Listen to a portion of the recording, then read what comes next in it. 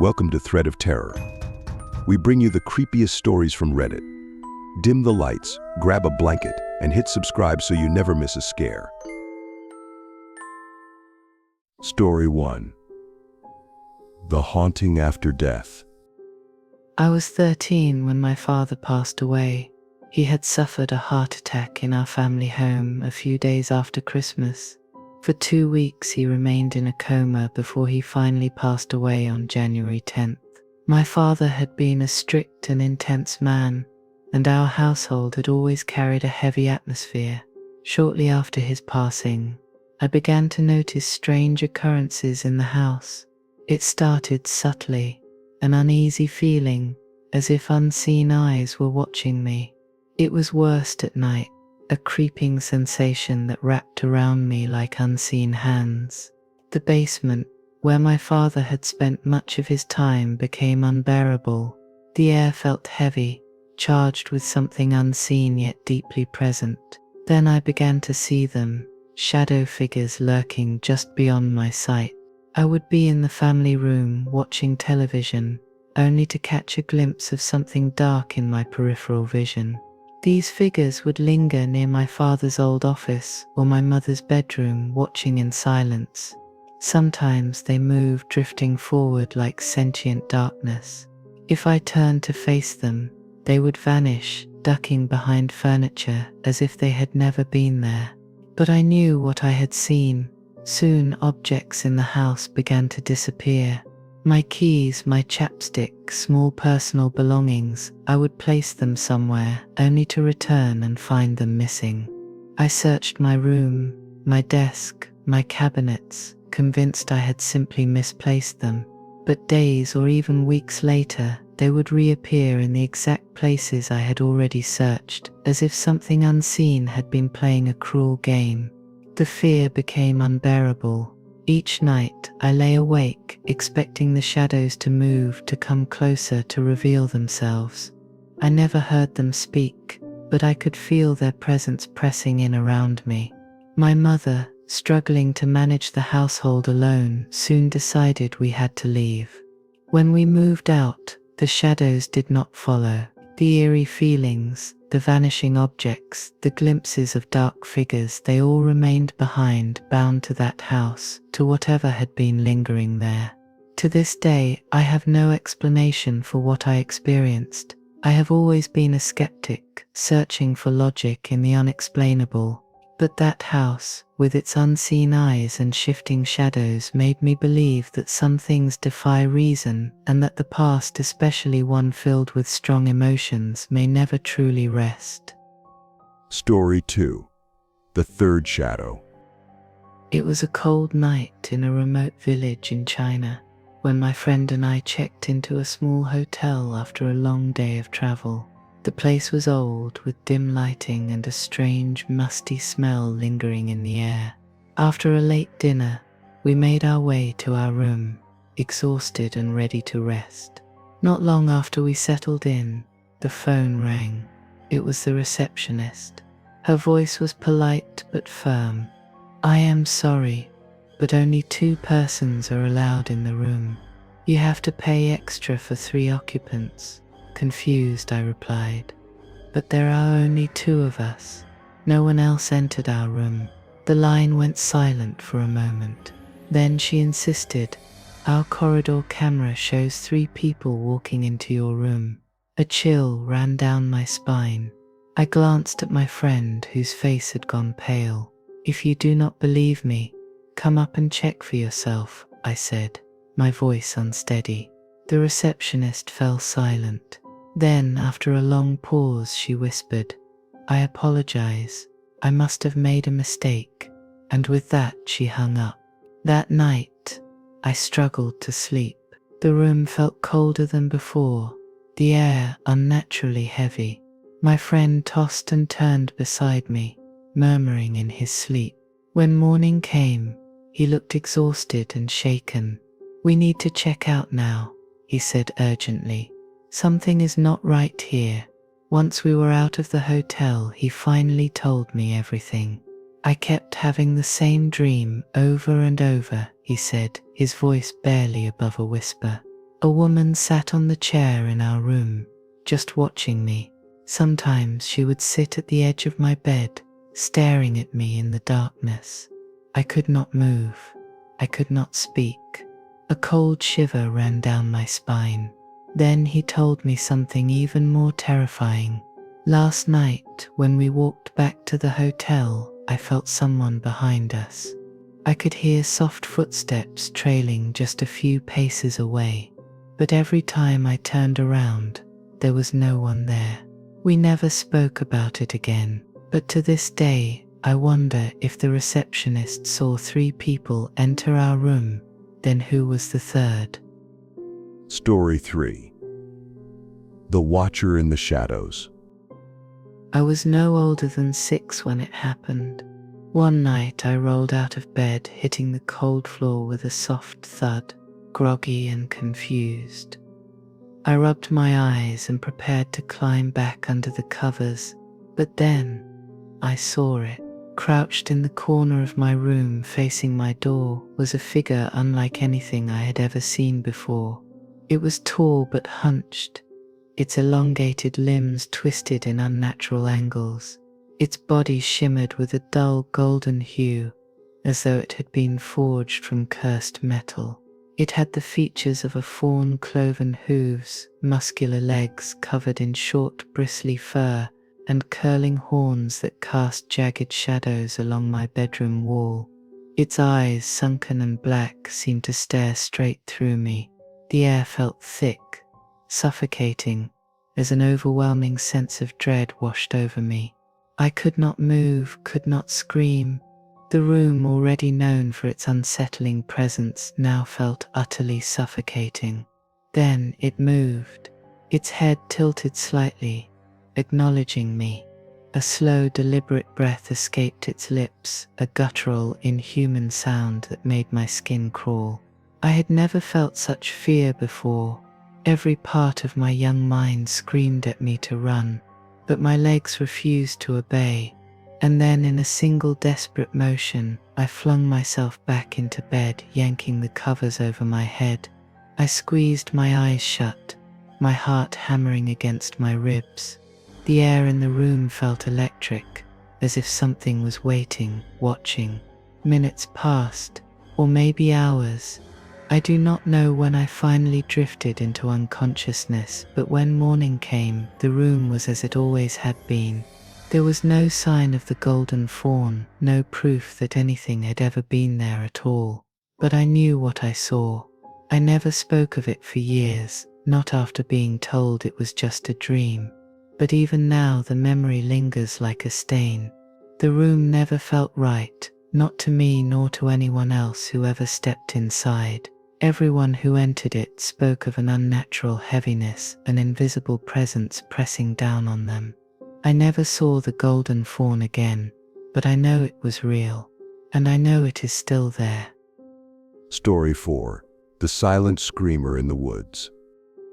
My summer cottage sits deep in the forest, far from civilization, the kind of place where the silence feels heavy, where the trees whisper secrets in the wind. That night, it was just me and 2 friends sitting on the glass-enclosed porch. We had music playing softly, chatting about nothing in particular, the warm glow of our lanterns flickering against the windows. Then it happened. Something moved outside, a blur sweeping past the window. The laughter stopped. The music seemed to muffle itself. We all saw it, but our minds refused to process what we had just witnessed. It was tall and unnaturally long. Its body bent forward at an impossible angle. The thing's face was twisted, like a silent scream frozen in time. Its mouth gaped wide, but no sound escaped. The eyes, if they were even eyes, were sunken, dark voids that seemed to pull the light from the porch into them. We did not move. We did not even breathe. The air in the porch grew unbearably thick, pressing down on us like a weight. I felt cold fingers of fear crawl down my spine. My friend, sitting closest to the glass, suddenly whispered, "Did you see its mouth?" None of us wanted to answer, because we had. Then came the worst part. The figure had no reflection in the glass. It had been right outside the window, yet our reflections sat undisturbed in the glass panels. That was when the realization hit us. It had been looking at us, but we had never truly seen it. Something tapped on the glass. Once, twice. A deliberate, patient knock. We bolted. We locked every door, shut every curtain, and huddled in one room for the rest of the night. No one dared to check outside. The next morning, we found footprints, not human, leading from the forest to our porch. They stopped right in front of the glass, but never turned away, as if whatever it was had never left. Story 5. Echoes of the Civil War. I've been to this place countless times, but it wasn't until one rainy, cold day that I had a terrifying experience I could never forget. This park was known for being peaceful, and especially on dreary days when the fog rolls in and the rain falls steadily, you're almost alone. The park rangers and a few staff members are the only ones around, and the wildlife, deer, turkeys, and other creatures seem to thrive in the quiet, haunted atmosphere. There is a small cemetery in the area, a family plot that predates the Civil War, and my wife at the time wanted to visit it. I had been there before, so I stayed behind in the van.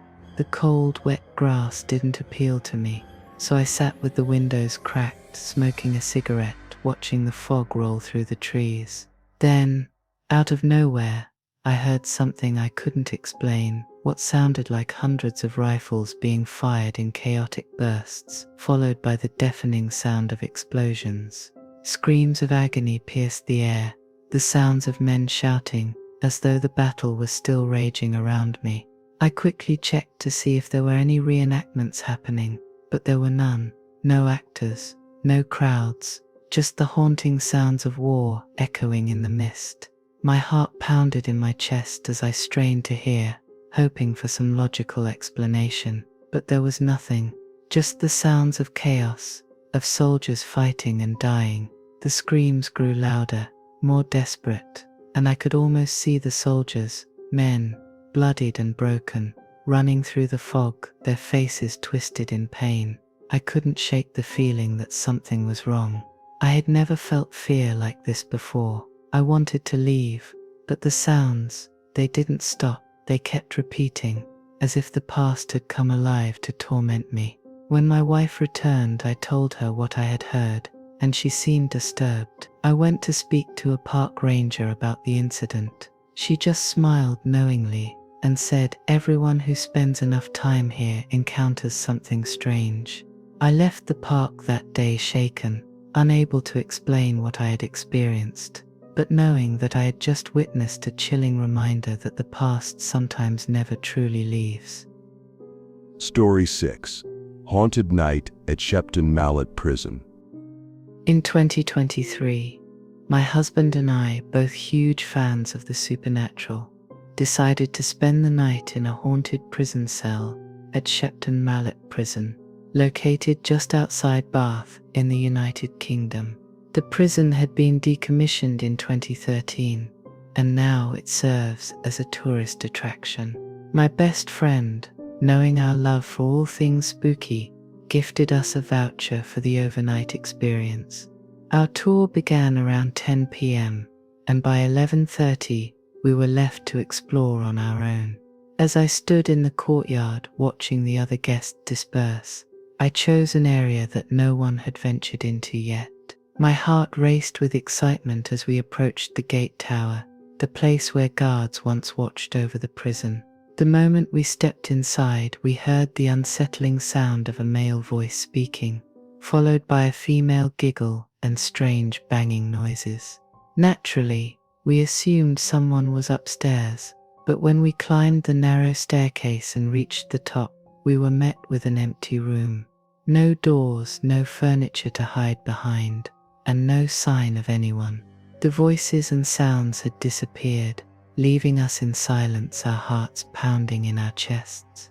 Shaken but intrigued, we found our tour guide chatting with other staff members. I nervously asked if it was possible for sounds to carry from other areas. The guide explained that the second floor, in an adjacent building, was filled with long abandoned offices, closed for years. When I shared what we had heard, the guide's colleagues revealed they had over 1,000 documented instances of voices being heard in the gate tower, unexplainable and eerie, just like our experience. As the night grew later, we retreated to our cell, a small cold room with metal bed frames. We had to be up by 7 a.m., and after a long day of travel, exhaustion began to set in. We lay on the thin air mattress, 2 sleeping bags thrown across it. That's when I blamed my husband for a foul smell in the room, assuming it was his infamous eggy fart. But he swore he hadn't done anything. The smell lingered, and I couldn't shake the thought, could it have been a ghost? While our experience wasn't as dramatic as others, including a terrifying encounter in the execution wing, the prison's haunted reputation is real. If you're ever in Bath or the west of England, I highly recommend staying overnight. Just be prepared, you might not leave with only your memories. Story 7. A black-robed figure with a pasty white face. It's a day to remember the lost souls, and as I stand in my best friend's kitchen, washing a bowl to make him some soup, I'm reminded of the darkness that haunts us. My best friend's health has taken a severe toll, his body rejecting every bit of food he eats.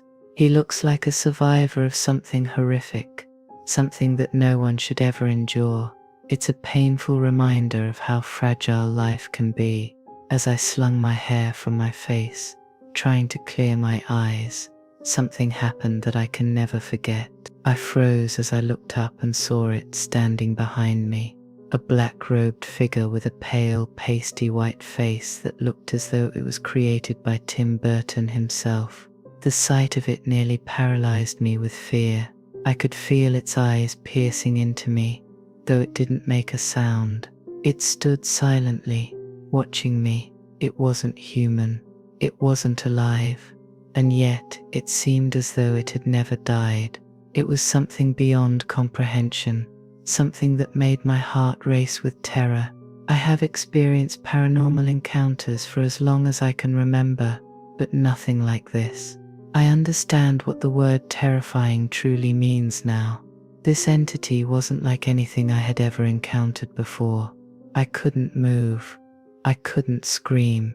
My body was frozen in place as it stared at me from behind. The air grew thick, heavy with an oppressive energy, like the world had stopped for a moment. I've researched since then, and some places say it could have been my spirit guide, but if that's true, then I fear what kind of force is actually guiding me. I can't bring myself to step back into that kitchen again. The memory of that thing haunts me. It wasn't just a ghost, it was something else, something ancient, something that shouldn't exist in this world. It reminded me of something from Egyptian mythology, perhaps a spirit long forgotten, but not at peace.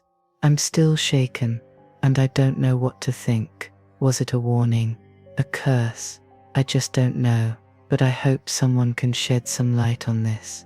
What did I see? Story 8. The Black Shadow in the Corner. I grew up in a blue farmhouse in Union, Maine, surrounded by a large basement, a huge backyard, and a blueberry field. From a young age, I started hearing strange sounds coming from the basement.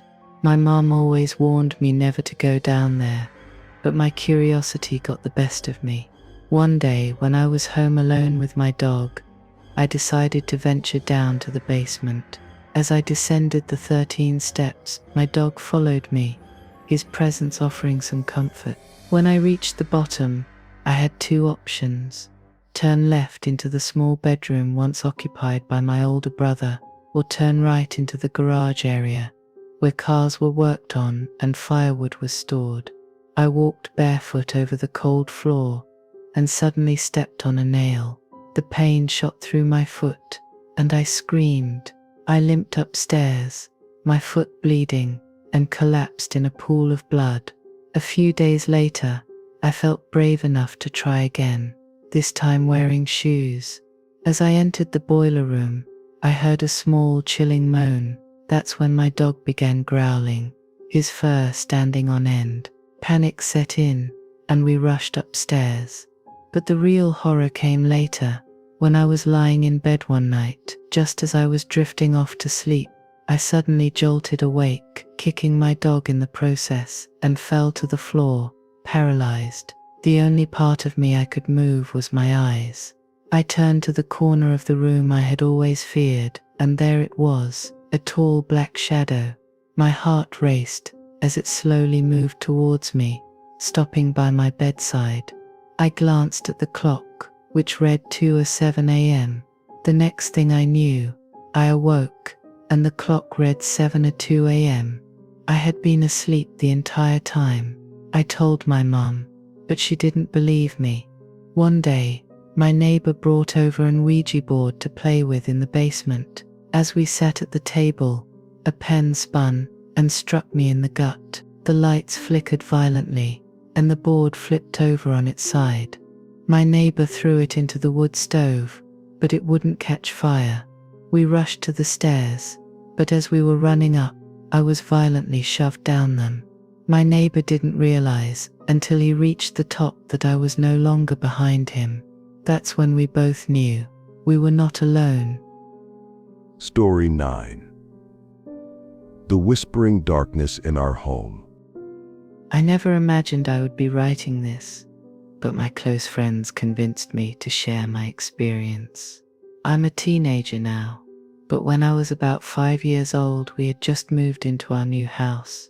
I was the type of child who woke up early before everyone else.